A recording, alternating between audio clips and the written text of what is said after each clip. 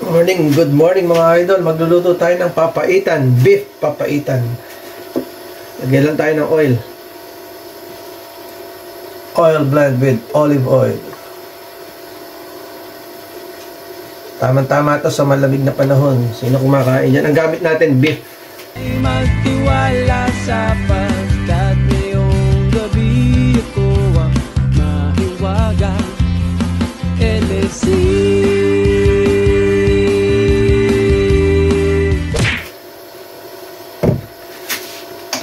Ayan na. Beef tripe. Beef heart. Tawag nila dito ox heart. Ayan. Lagyan din natin ng beef liver. Nailaga ako na yan para mawala ng konti yung lansa. Tsaka ako hiniwa-hiwa.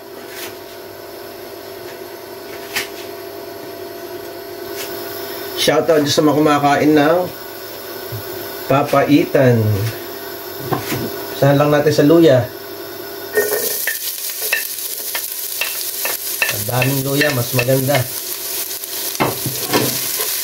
Ako pagka nagluluto ako, ganun ginagawa ko. Nilalaga ko muna para mawala ng konti lang sa saka ko sasangkot sa uli. Hindi naman laga-laga. Yung tripe matagal yun, kaya pin-pressure cooker ko para mabilis palambutin mamaya. Ayan. Beef papaitan.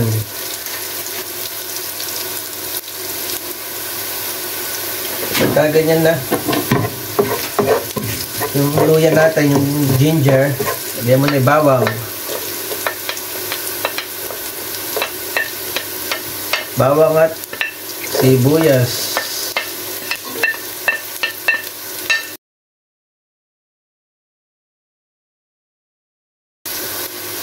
Yung pagka ganyan na siya, pag brown na siya,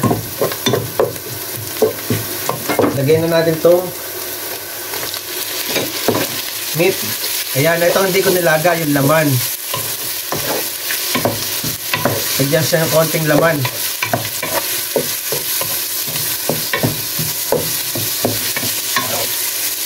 Malakas lang yung apoy.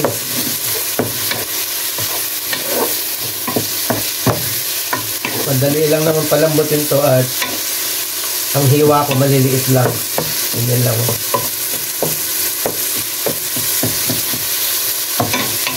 May konting laman siya.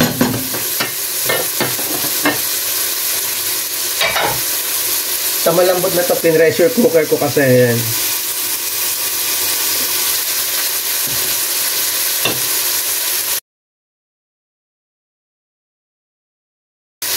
Ayun, ganyan lang hiwa ko sa laman ng beef. Ganyan din. Kung gaano kalalaki hiwa ko dun sa tripe, sa tuwalya niya, ganun din yung hiwa ko. Shoutout nga pala dyan kay Kuya Jan at kay Sangkong Ian, kay Ryan, kay Brother Al Chris, ayan, kay Denmark. Kumakain ng papa dyan. Ayun.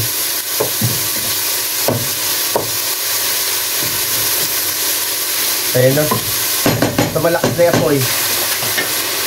Ayan, pagka ganyan na siya,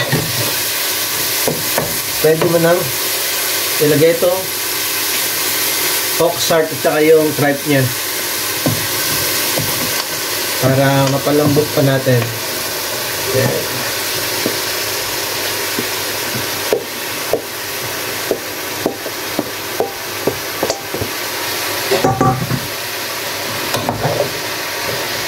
At ganyan lang din hiwa.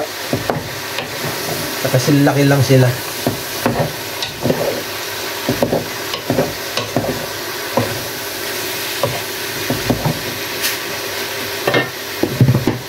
Panipla lang natin yung patis. Saka ang paminta. Diyaman lang paminta. Siyempre hindi mawawala ang sili dyan mamaya. Huwag mo kalimutan ng sili.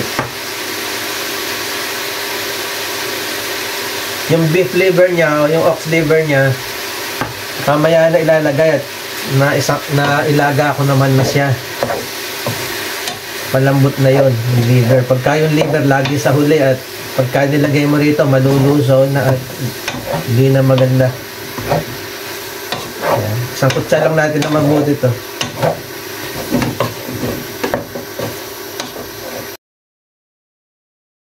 Tapan lang natin para masangkutsa siya na mabuti.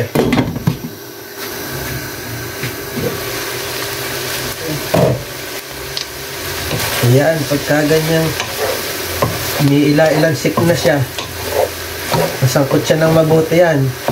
Masangkotsahin nyo mabuti bago nyo lagyan ng sabaw, ng tubig.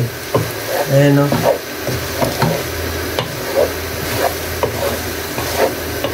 Basta malakas yung apoy. Ayan o, ganda ng pagkasangkot siya.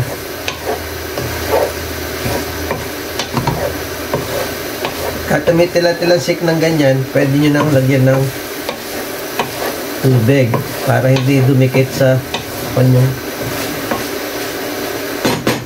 karne, hindi maprito. Lagyan lang natin ng tubig.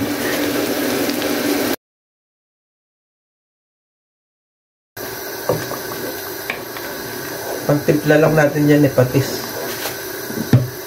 Ayan o. Iba up doon nilalagay nila. Ito may nabibili ng ganyan, no? Ilocano, pinapaitan. Yan, palambutin lang natin.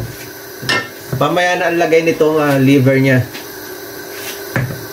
Pagka malambot na yung tripe, lagyan natin ng patis. Tapos, yung sabaw, depende sa inyo. Mas masarap, mas maraming sabaw, lagyan nyo pa. Medyo lumambot na, dandagan nyo yung sabaw. Palambutin lang natin. Ayan. Tinignan ko na siya kanina, malambot na. Pagka ganyan na, makalimutan lagyan ng sili. Tapos, at saka ilagay na natin to box liver niya, yung atay.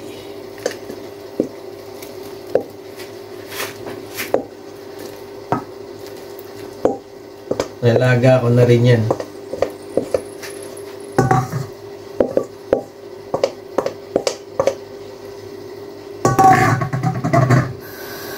Ayan, tsaka mo lang pakukuluin. Tsaka mo na timplahan. Patis lang naman panimpla dyan at yung nabi ko kanina, papai. Talagyan natin ng patis.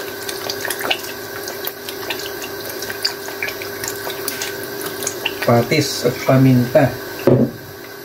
Ito, yan. Lagyan natin, pinapaitan Ilocano.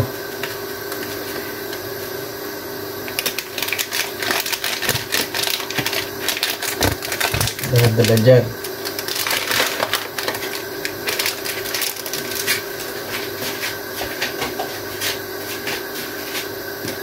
Yan pa natin ng isa. Tatansyahin nyo lang. Depende sa inyo.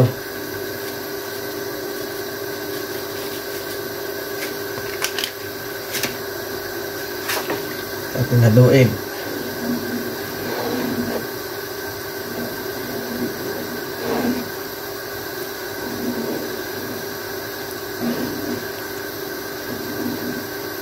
Sarap din dito maanghang kasi mga kasama ko lang hindi gano'n sa maanghang, kaya hindi ko pinigay yung sili, ganyan lang. Ipigayin ko na lang sa lalagyan ko pag kinain ko. Pakuluin lang natin. Amo, tikman. Tapos ang papae.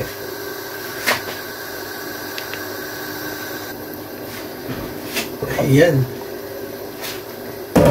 Luto na ang ating papaitan.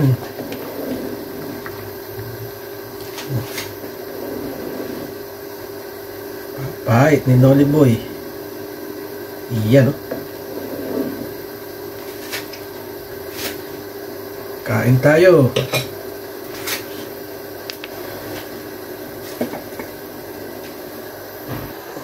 Iyan na.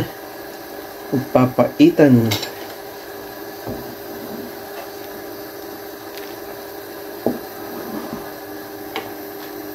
Oh.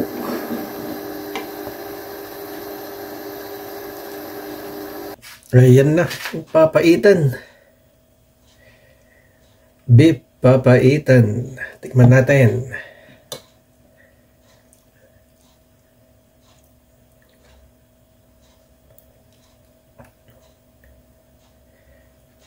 Init.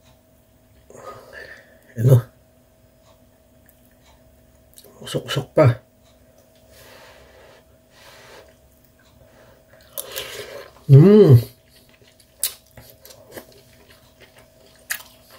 Ang sarap. Ang sarap. Tamang-tama sa malamig na panahon. Ang sarap. Ang sabaw. Yun ang gamitin nyo. Pinapaitan. Ilocano. Mamasita.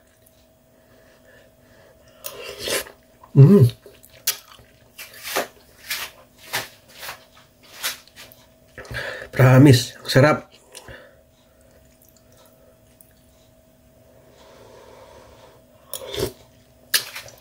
Oh, harap.